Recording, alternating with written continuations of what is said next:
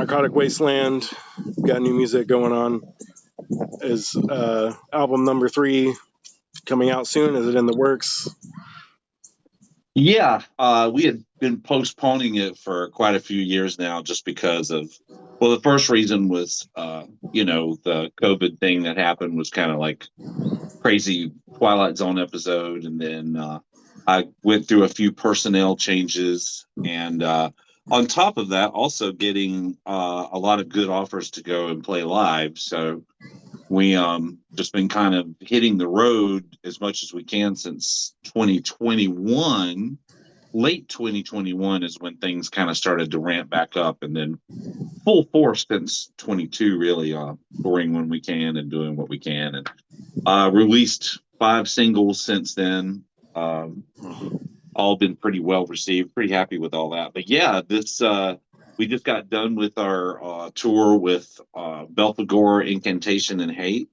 Hell of a and it was a great tour, but I'm kind of purposely, unless we get like a really awesome offer, I'm gonna take a little time off the road this year to get this album and some new music out.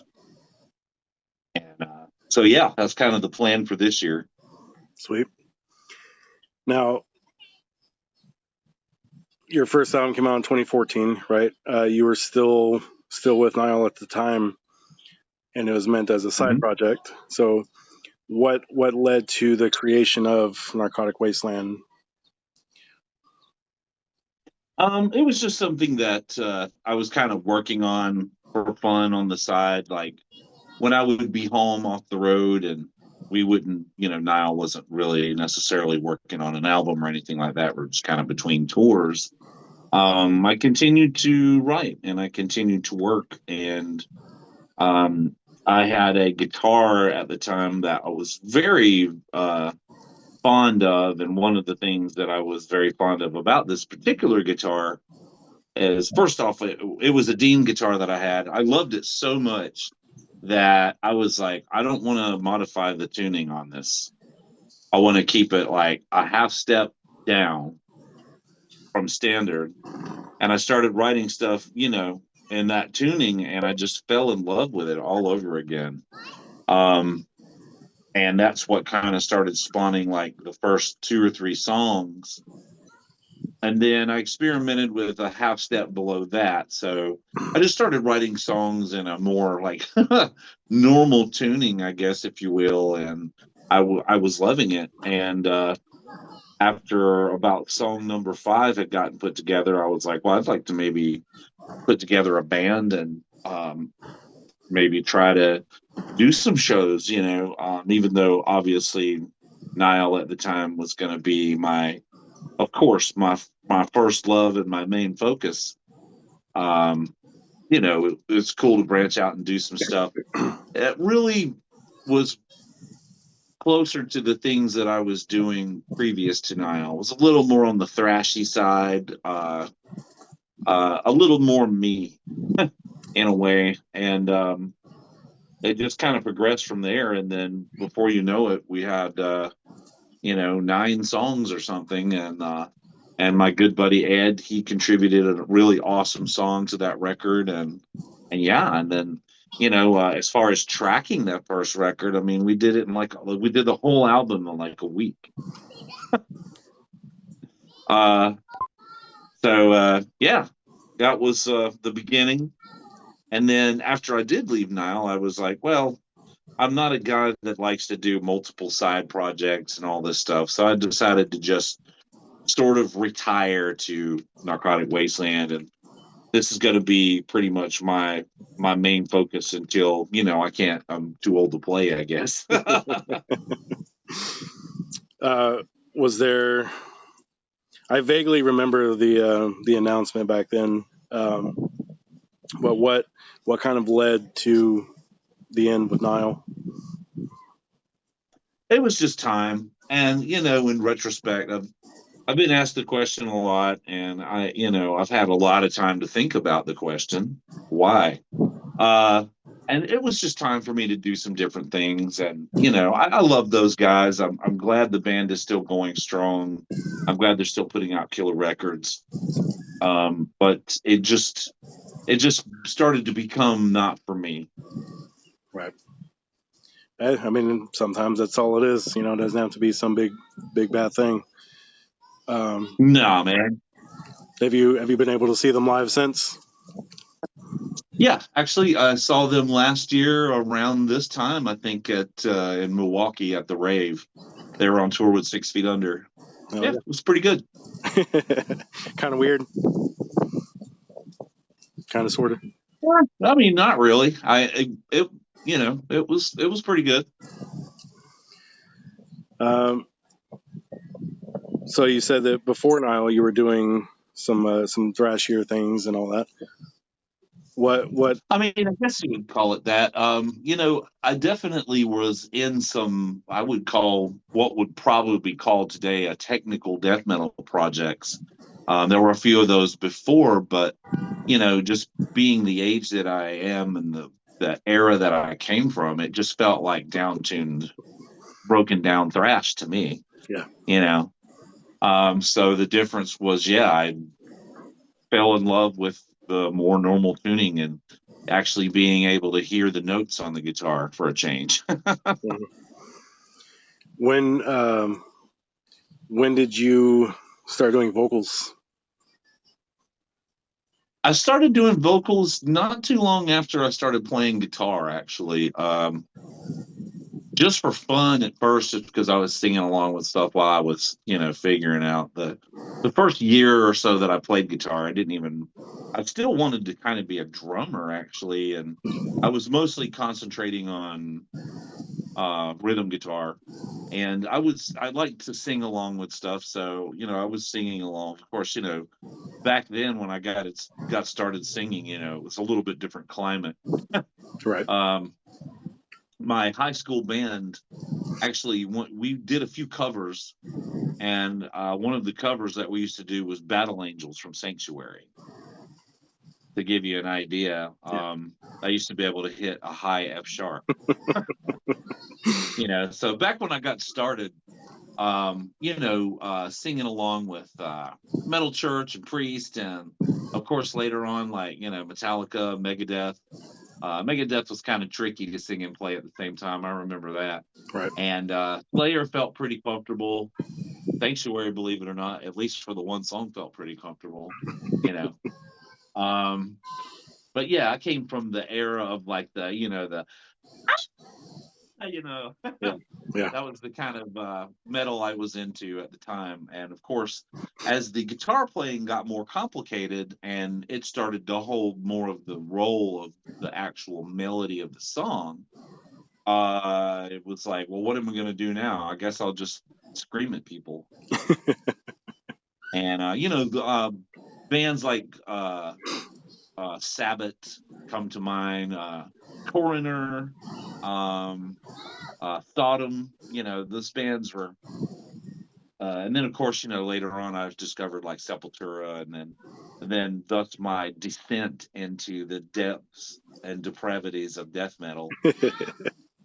But those were some of the really early influences, I think, of just sort of non-vocal, like just aggression, just screaming at people. Right. And I still love Sodom and his voice to this day. It just gets me every time I hear it. I'm just like, that's just fucking sick. I love it. So where do you see Narcotic going in the next? We'll give it the next decade. Well, I definitely intend on putting out more music and playing shows when we can. If we can do an extensive tour, I'll try to figure that out. Or if we just do a few festival shows. I mean, for me, a gig is always a gig, and I love to play live, and I love to create and write new stuff. So that's pretty much going to be it. We're going to get on whatever shows we can get on, and continue to just grow the sound that is Narcotic Wasteland, you know. Now, if you ever decided, I mean, I assume Narcotic is, we're not going to say it's a solo project, but in a way, you know, it's definitely more of your vision. But if you were going to go like full on solo, you were going to do just the you thing where it's all you. What's the sound? It's going to be somewhere. I mean, it's definitely going to have metal. It's definitely going to be metal. I'm not going to go do some country or anything like that anytime soon. But I do have some ideas for a solo project. And it would be a little bit more in the traditional heavy metal, hard rock sort of setting. Maybe, I mean, I use the term prog loosely because number one, I hate jazz. I think it's really impressive, but it just does nothing for me musically, and it's kind of annoying. Right. That's just me personally. So I would say that We'll say adventurous. it'll have some interesting chops. I mean, you'll have to have chops and maybe a more than just a basic understanding of music to appreciate it. But it's still just going to be some good old songs. You know, I mean, that's what I do. I write songs. Some of them are simple, some of them are complex, some of them are a little bit of everything. Some of them are very linear, some of them are all over the place. You know, each song is, you never want to write the same one twice, you know? Right. Now, a random question. You've been assumably all over the world. So, where are the best tacos? Oh man. Well, I mean, I would have to say, you know, in my Nile years, we did Mexico City quite often. And I mean, you can't really beat that. I mean, and they were amazing. Oh yeah. Now, you know, there's places in Texas, there's places in New Mexico that have great tacos and burritos and, you know, carne asada and all that delicious stuff. Absolutely. But yeah, I mean, you know, the street tacos in actual Mexico, I don't think you can touch it. There's a lot of great little places that our tour manager at the time, Punchy, um, knew about. There was a cantina across the street, and like, you know, I think it was like, I couldn't remember the deal exactly, but it was almost like if you kept ordering food, then like your drinks were free, or it was something like that. The food was absolutely amazing. Yeah, Mexico City. Great answer. Got my vote. If there was absolutely anyone that you would love to collaborate with, who would it be? That's a tough one. I would say not because it's been a big. I wouldn't necessarily say 100% stylistically the biggest influence on me, but I think his influence is not just the caliber of guitar player he is, but also his vibe and attitude about playing, and that would be Paul Gilbert all day long. I would love to collaborate with Paul, or just have him as a fucking lead guitar player from hell that writes killer stuff and writes killer leads, and we can, you know, write the rhythms and that part of the songs together. Maybe. I mean, I might even bore him a little bit. I don't know. But you know, if I could collaborate with anybody, especially with some of the other more like traditional hard rock, heavy metal stuff that that comes out of me sometimes. That I have no place for at the moment, but working on that. Like I said, I am working on a solo thing as well. But yeah, I mean, Gilbert for me, I mean, Paul Gilbert, I watch his videos all the time, and not only is he like super clean, but he's always very expressive in his playing, and he almost always has a smile on his face. feel that way about a few people. Dave Murray in Iron Maiden, he just always looks happy, no matter what. He's just a happy looking dude. It's like, well, I mean, you're Dave Murray of Iron Maiden. Why wouldn't you be happy? But Yeah. Now that would be a guy that would be fun to have a couple of drinks at the pub with. oh yeah, absolutely, absolutely. All right, Dallas. For all the people that have been following you your whole career, supported you, family, friends, fans that don't even know you yet, what do you say to them? A huge heart goes out to you. Thank you, and I love you all, and I'm extremely appreciative, and I feel very lucky, not only for people to be a fan or support anything that I do, but also just for me to be of the good health to be in tip top form at what I do. At I'll be 52 this year, so to pick up the guitar and know that I'm right at the top, and I'm not cheating the fans, and I'm not gonna fizzle out. I'm not gonna put out some bullshit album. But most importantly, I really appreciate the continued support, not just for me, but just for heavy metal and heavy metal artists in general. I still think it's one of the most innovative and most killer forms of music in the history of the planet. Firmly agree. Now, one final question. What do you think is the neatest, coolest music thing that you own? Okay, it could be something of your own, could be memorabilia, something rare, anything. Just something that's really, fuck yeah, like you're really proud of it. Well, I would say it's this guy back here. I have a couple. One of them would be my latest edition, which is my Solar guitar. I'm with Solar guitars now. I absolutely love them. They're amazing. But the one that really makes me smile is this one back here. Let me just move this cable out of the way because you gotta have a cable in the way. This is my 1988 BC Rich Ironbird with the big old cursive and the harpoon headstock. I have had this guitar since I was 14 years old. Sweet. Yeah. The frets are completely shot. They're like almost to the fingerboard in some places, especially through here. Basically, from 1 to 12, they're bad. But it doesn't buzz.